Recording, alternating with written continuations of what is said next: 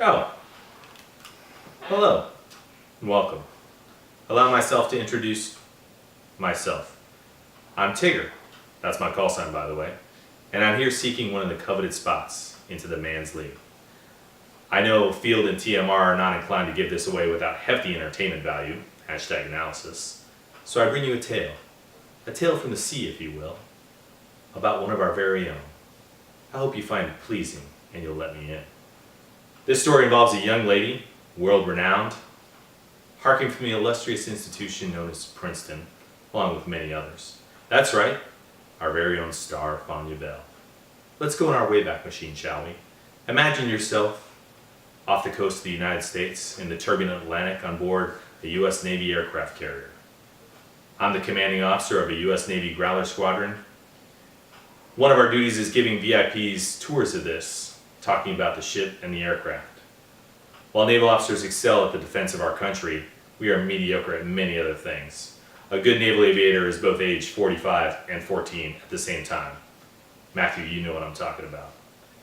I was waiting in front of my jet. It's painted red, white, and blue, as we are the Patriots of Electronic Tactics Squadron 140, when a particular group of obvious tourists comes across the hangar deck.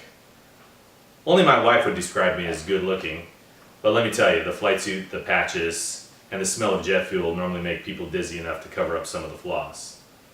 I make eye contact with a tan, fetching young co-ed in the middle of this middle-aged men group.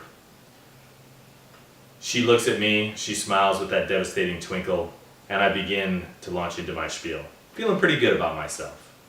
Then halfway through my shtick, I realize she's not looking at me. She's looking at my 6'4" chiseled lieutenant, 27-year-old standing behind me. Call sign Wiener, by the way.